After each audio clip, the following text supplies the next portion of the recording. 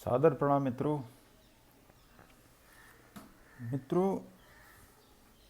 अध्ययन या ज्ञान प्राप्त करने की जो एक हैबिट होती है, तरीका होता है, उसके आधार पर मैं एक बात कह सकता हूँ कि इस दुनिया में 3 प्रकार के व्यक्ति होते हैं। पहले वो लोग होते हैं कि जो लोग आप ऑलरेडी दूसरों की जो बात कही गई है, फॉर एग्ज़ाम्पल किसी ने खोज की है, आपने उसको पढ़ लिया, किताब की बातें पढ़ ली, किताबी चीज़ें पढ़ ली और उससे आपने ज्ञान प्राप्त कर लिया। ठीक है। दूसरा वो व्यक्ति होते हैं जो दूसरों को देखते हैं कि ये जो ज्ञान था, इसका वास्तविकता में लोगों का बिहेवियर उस ज्ञान के प्रति कैसा है, कैसा बिहेव कर रहे हैं। दूसरों से वो सीखते हैं, वो समझते हैं, फिर वो ज्ञान प्राप्त करते हैं।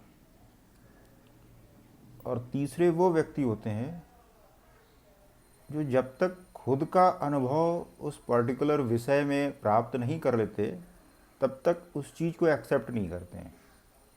तो बेसिकली ये 3 प्रकार के व्यक्ति अध्ययन या ज्ञान के आधार पर हम इनको क्लासिफाई कर सकते हैं। मैं जो आपसे बातें करता हूँ, जो भी बातें शेयर करता हूँ, वो तीनों ही प्रकार के जो व्यक्तित्व होता है या व्यक्ति होता है, उनका एक मिश्रण होता है। क्योंकि मेरा ये मानना है कि आपको सबसे पहले जो थ्योरीज, प्रिंसिपल्स हमारे ऋषि मुनि वैज्ञानिकों ने दिए हैं, उसको आपको थोड़ा सा अध्ययन करना चाहिए। अध्ययन करने के बाद उसका लोगों का क्या विचार है, उसके ऊपर लोगों का अनुभव क्या है, उसको भी समझना चाहिए। और फिर स्वयं के ऊपर भी वो चीज़ अनुभव करके उसकी सत्यता प्रमाण करता हूँ मैं, कोशिश करता हूँ मैं, और तब आपसे वो बातें शेयर करता हूँ। इसी तारतम्य में जो मेरा जो स्वयं का अनुभव और रिसर्च और सारी बातों का निचोड़ है कि सनातन धर्म में, भारतीय सभ्यता में जनेऊ संस्कार होता था। जनेऊ को धारण करना, उसकी उपयोगिता, ये भारतीयता की पहचान होती थी पहले। धीरे धीरे वो लुप्त होती गई, कुछ सीमित समुदाय में ही रह गए। लेकिन उसके पीछे एक साइंटिफिक रीज़न था। साइंटिफिक रीज़न ये था कि जनेऊ का उपयोग आप जब भी शौच के लिए जाएं तो उसको कान के ऊपर ऐसा बांध लें।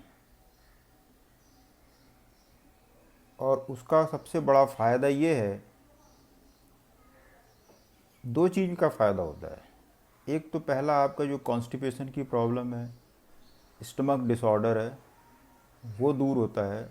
और दूसरी, जो प्रोस्टेट की प्रॉब्लम पुरुषों में प्रायः होती है, 50 वर्ष के आसपास आते आते ऑलमोस्ट सभी को प्रोस्टेट की प्रॉब्लम हो जाती है।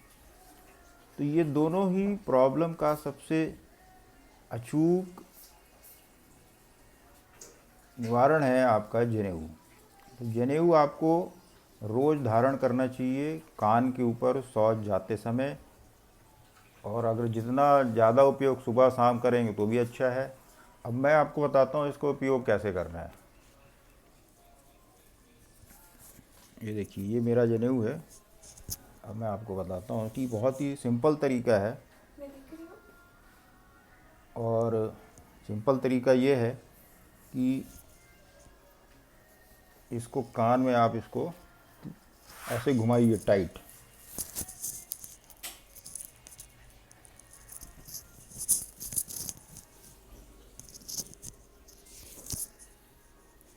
एक, दो और 3 बार, 3 बार इसको टाइट घुमाकर अपने कान के ऊपर लगा लीजिए।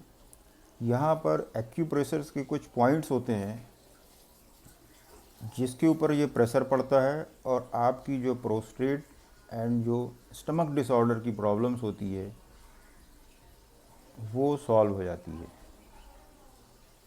तो एक तो जनेऊ धारण करिए धर्म के आधार पर, सभ्यता के आधार पर, उसका पालन करिए। हमेशा से कहा गया है कि आप जनेऊ धारण करिए, उसको ऊपर जब भी शौच के लिए जाएं, टॉयलेट जाएं तो उसको कान में ऊपर लगाएं जिससे अशुद्ध ना हो। वो बात सही है, अशुद्ध नहीं होना चाहिए, क्योंकि उसके पीछे एक प्रेरणा थी कि लोग इसका इस्तेमाल करें कान के ऊपर। धीरे धीरे ये भी चीज़ विलुप्त हो गई और जो धर्म से जोड़ा गया वो वैज्ञानिक चीज़ों को, वो भी धीरे धीरे लुप्त होगी। अभी क्या हो रहा है कि लोग जनेऊ ही धारण नहीं करते हैं। तो ये एक प्रॉब्लम है जिसको आप अपने अनुभव के आधार पर आजमाइए, देखिए क्या फ़ायदा होता है और फिर उसको अपनाइए और दूसरों को भी सलाह दीजिए कि भाई इसको करना चाहिए। Thank you.